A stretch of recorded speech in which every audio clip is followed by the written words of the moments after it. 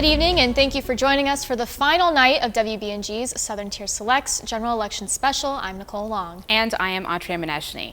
In this half hour, you will hear from two candidates running for the 123rd Assembly District seat right here in New York. Incumbent Democrat Assemblywoman Donna Lupardo and Republican candidate Lisa O'Keefe are facing off in the November 5th general election. This race is going to be interesting to watch as Lupardo has held the position for nearly 20 years. I sat down with the Assemblywoman and Lisa O'Keefe to answer some of the questions you, the voters, sent in. Thank you so much for joining us tonight and taking a moment to speak with us. I really appreciate it. I'm happy to be here. What is the top issue affecting the 123rd Assembly District? There are a lot of top issues. They're all interconnected. Probably the two that I'm working on the most have to do with worker shortages and housing. We have a lot of people who want to come to this community, to want to bring their business here. We're the battery hub. We have a lot of growth industries that people are very excited about, BAE, Lockheed Martin, many others that are doing the kinds of energy work that people want to be part of. But when they come to our community, they're a little surprised to find that we don't really have as many workers as they need, nor do they have the housing for all demographics. And while we're certainly engaged in a lot of housing projects, we need more single-family homes. We need more homes for some of these businesses that want to relocate. So for me, it's worker shortages and housing. But one of the overarching issues, of course, is poverty. Binghamton area, Broome County, very high poverty levels that I'm imploring my colleagues in the community at large to help us address, because it's bringing with it a lot of concerns. I think the number one issue is about the economy. And I'm a former economics teacher and somebody who has been in government that has helped communities to thrive. So I remember when this area used to be called the Valley of Opportunity. We used to be called also the most progressive county in all of New York State. Downstate could not keep up with us. We were thriving and very safe. So in the past 20 years, things have changed. So we've become the second highest poverty rate in all of New York State for our county. Our homeless rate has increased by 50%. The graduates from our college, we have some of the most brilliant minds, yet our unemployment rate for our graduates is 4 times higher than the national average. You know, we have taxes that are suffocating. We have all these regulations that are killing businesses. So we're going in the wrong direction. So how do we go in the right direction? That's the important part. So the first thing we have to do is we have to get a hold of our government. It's become too expansive and too expensive. We have to start making the government accountable to us. Because when you think about it, we are the employers. The people in elected office are the employees. They're supposed to be our voice. And we go ahead and give them our jobs through our vote. We can also kick them out of the jobs because of our vote. So how do we go ahead and make them accountable? First of all, we have a lot of transparency.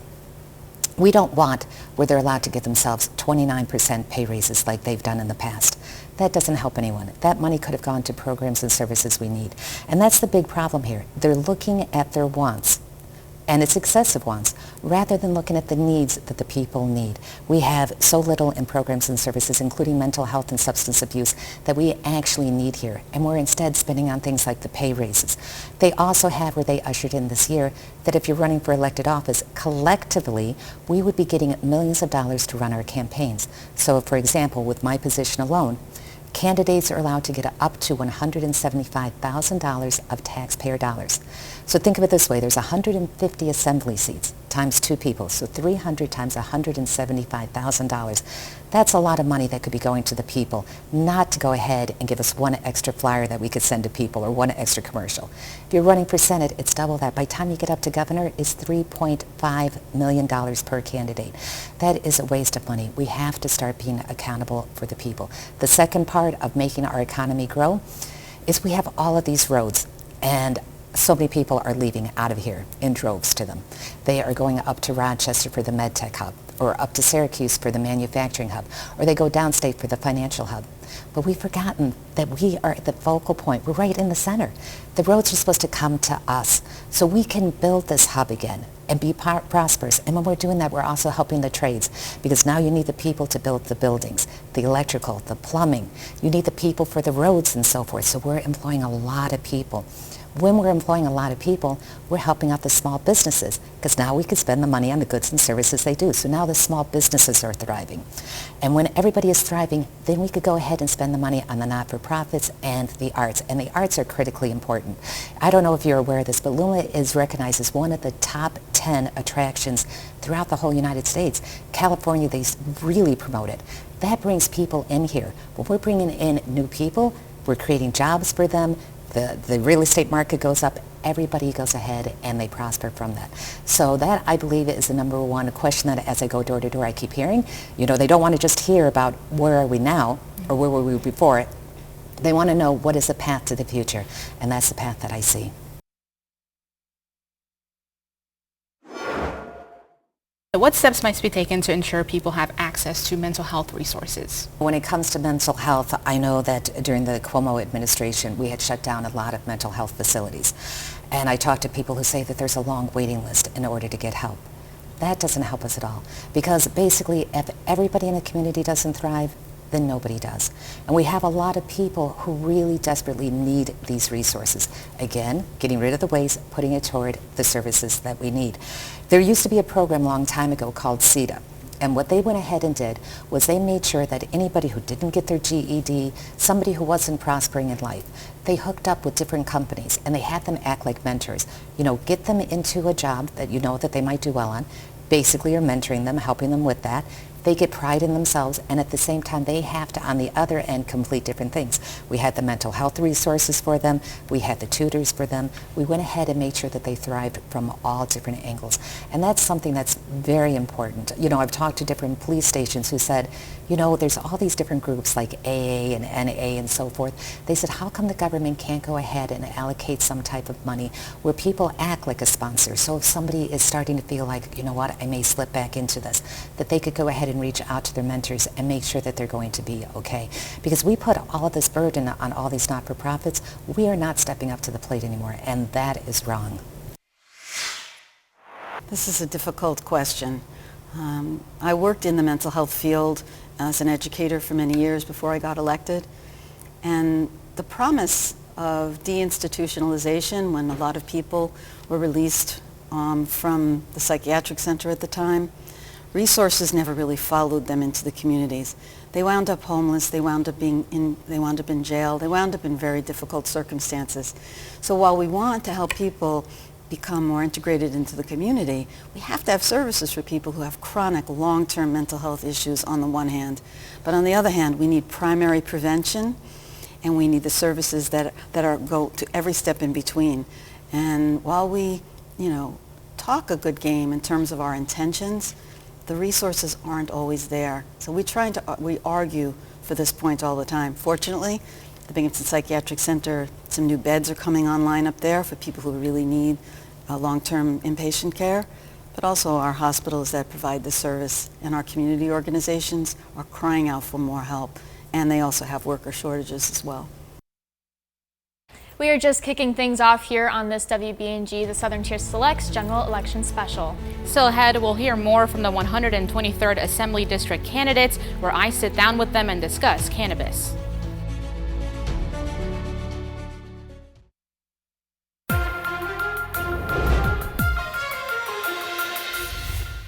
Welcome back to the final night of the WBNG election special. Tonight, we are focusing on the race for the 123rd State Assembly District. I asked both O'Keefe and Lupardo about bail reform and another topic that hasn't strayed from the spotlight, the cannabis industry. Here's what they had to say. New York State's bail reform laws remain controversial nearly 5 years after its passing. Do you think Albany needs to revisit bail reform laws, and if so, why? Actually, they've revisited it a few times. Within the first 2 years that they had it, they changed it 4 times because they knew the different problems that were with it. So they had started off by saying, we need to do this because there's an overcrowding in our jails and our prisons. And they said that that actually interferes with our 8th Amendment that says you cannot do cruel and unusual punishment. Absolutely, you cannot. We have to make sure, again, that everybody's taken care of. So they said that, but then now they're going ahead and saying we're closing all these jails because they're empty. So which way is it? You know, what was the reason really behind this? So when I did a lot of research, the people who have been benefiting from this are the people who have committed crimes. For example, there was a gentleman by the name of Isaac Rodriguez. By the time he went for his first trial, he had already committed 55 more crimes, leaving one person for dead after he robbed him with his gang. So we're allowing people to go ahead and victimize more people all the time. That doesn't make anybody safe at all. You know, when you come up with legislation, you have to make sure that it's something that's responsible and makes people safe. Yet I don't really get the feeling that anybody is actually talking to law enforcement and asking them what they think is best. And we're putting them at risk with this all the time, and that's not fair. And part of the bail reform and also the soft on crime legislation is something that a lot of people don't talk about, which is something that I'm going to go ahead and work against. So it was introduced saying that if somebody sees, I'll give me as an example, if somebody sees me being just beaten up and they start stabbing me and so forth, they call the police. The police come and they arrest the guy. The guy is ticketed and he's released. Now let's pretend that you're the witness. So you're the one who would call the police. So now the person is free, and 35 days after he's released, so months and months and months before his trial, he is given the names and home addresses of every single witness. So now he knows where you live. He knows to you it's not a case of allegedly he did this. He knows you saw that. So he knows you stand between him possibly going to jail and walking free. That doesn't make the people who are witnesses safe.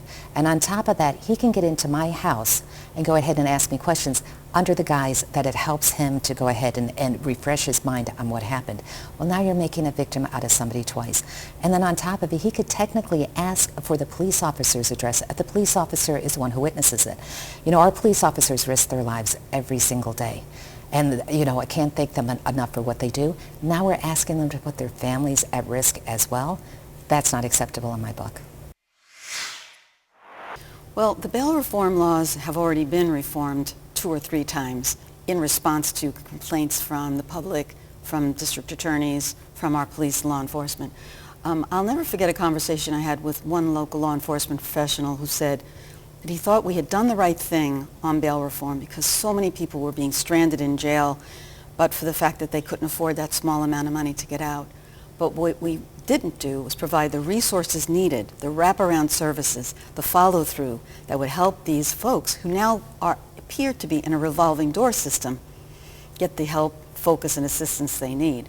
So that's one part of it. The other part is that we do have pieces of the judicial system that may not have entirely caught up with the fact that they have judicial discretion. They have a lot of options at their disposal. And we're right now in the process of trying to take apart specific circumstances and see where things have gone wrong.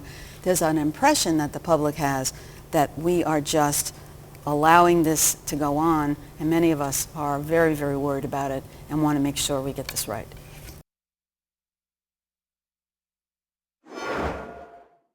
The recreational cannabis industry in New York State continues to grow, and what do you think needs to be done to ensure the recreational cannabis industry can grow responsibly? There were a lot of safeguards that were built into the cannabis law in the first place. One of the groups that got hurt in the process were our farmers. Our cannabis farmers grew a whole year's worth of crop where they had no place to sell it, and I will not rest until that group gets compensated for their losses. We also have an illegal trade going on. I don't think people fully appreciated how much underground activity was actually happening. And when we managed to legalize use before we legalized the sale or had all the mechanics in place, we allowed the underground market to come and take over our neighborhoods. There are also a lot of concerns being expressed about the amount of cannabis smoke in the air. We have open container laws when it comes to alcohol. But we really are going to have to try to reel this back in some way. I don't know how you put the genie back in the bottle, but I think it's starting to come along, it's starting to improve. It's just a lot of concerns that have been expressed about unintended consequences, certainly for our farmers, for outdoor air, and for these illegal shops as well. There's been a number of problems with that industry, and even my opponent had mentioned it when she was on another show. So basically, when we rolled this out, we didn't learn anything from California. California had mentioned all the different problems. The fact that they had promised farmers certain things, it didn't happen.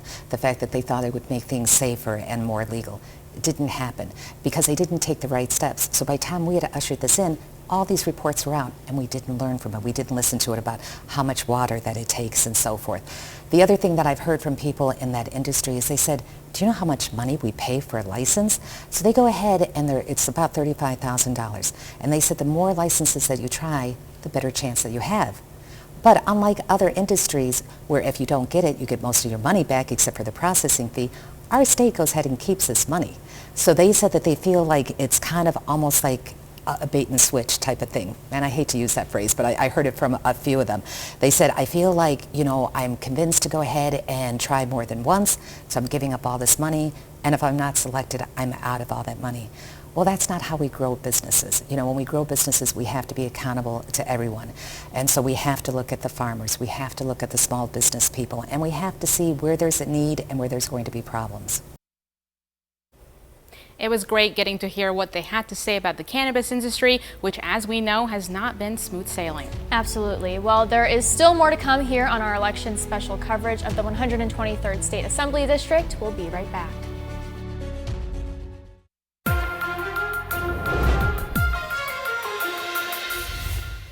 Thanks for sticking with us for this general election special covering the 123rd State Assembly race. The next part of my interview with Assemblywoman Lupardo and Republican opponent Lisa O'Keefe gives the viewers a chance to hear how they plan to address the housing issue here in the Southern Tier.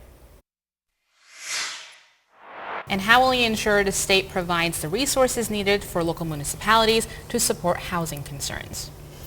Well, the type of housing that Broome County is involved in, they're receiving a lot of support through the Department of Housing and Community Renewal. If you speak to the county executive, he has a laundry list, as well as the city mayor, of projects that he's interested in and are moving forward. We're bringing a lot of places online. My concern is that we also spread that across the entire region, not only address our homeless population, but again, all demographics for people who want to purchase their first home or get a break in doing a renovation on a home that's been in disrepair for some time. So we really need to address it from a lot of different points of view, but it's going to take everybody working together and addressing the fact that we have this problem, and it's not going to be solved simply by putting together affordable housing. It's a hugely important part, but we need to have a whole range of housing options available. Again, we have to start making people accountable because in government, they have just been wasting their money. A lot of other states actually use this program, and what they do with that is they find duplications. So you never look at, let's eliminate a job, because jobs add to the economy. So this software, you can go ahead and pick different filters. You never pick where you're going to eliminate a job. But what they do is they find that there's duplication on checks going to places, and so you get rid of that. They find where it will say things like 29% pay raise. Really, the cost of living is what most people get. They don't get 29%. And by the way, we are the highest paid state legislature in the nation. Nobody gets close to us at all. So these are all ways we have to go ahead and reel that in, and we have to make sure we have affordable housing for everyone. That's been a concern from the students on up to the elderly. I know that the seniors are paying money that they can't afford to live in different facilities. I've talked to some that have told me that they pay $4,000 to $8,000 every single month on top of having to buy their little apartment or cottage. And they say, the only reason I can afford that is because I don't expect to live long by the time I do that. And that is a horrible way to treat our people. We have the students who also need affordable housing because when we build this economy, we need places where they can live, places where they can set roots. And when you have a home, a place that you can call your own, you have more of a vested interest in a place. You feel more permanent, and you know that you have more value. So we have to go ahead, take away from the waste, put it to that type of need. There's so many other needs besides housing too, but I'm glad that you asked that question. Thank you once again for giving us your time and speaking with us. Thank you so much. This was so much fun. And again, we would like to thank the Assemblywoman and Lisa O'Keefe for sitting down with us and responding to the questions you, the voters, want to answer. We're going to take a quick break from the Southern Tier Select's election special coverage.